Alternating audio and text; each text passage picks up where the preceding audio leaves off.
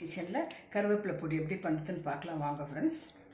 அதுக்கு ingredients என்னன்னாக்காங்க, 1 spoon மிளகு சீரகம் வறுத்து வச்சுருக்குறேங்க, கடலைப்பருப்பு வறுத்து வச்சுருக்குறேன், உளுந்தம்பருப்பு வறுத்து வச்சுருக்குறேங்க, எள்ளு வறுத்து வச்சுருக்குறேங்க, கருவேப்பிலை, காஞ்ச மிளகாய், உப்பு, கொஞ்சம் புளி, பூண்டுங்க, கொஞ்சம் ஒரு துண்டு புளி, பெருங்காயம். இது ஆல்ரெடி கருவேப்பிலை வறுத்து வச்சுருக்குறேங்க. இது வந்து ஆயில் வரும், பூண்டு ஒண்டி தான் ஆயிலில் வறுக்கணுங்க, மற்றதெல்லாம் ட்ரை ரோஸ்ட்டு தாங்க. வாங்க ஃப்ரெண்ட்ஸ் எப்படி பண்ணுறதுன்னு பார்க்கலாம். இப்போ பூண்டு வறுக்கலாங்க. பூண்டு புளி 2 வறுத்துக்கலாங்க.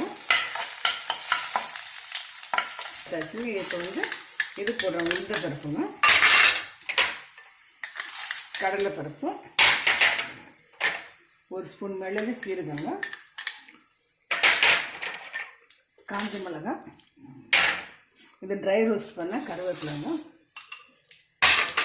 இதுலேயே கொஞ்சம் பெருங்காயங்க,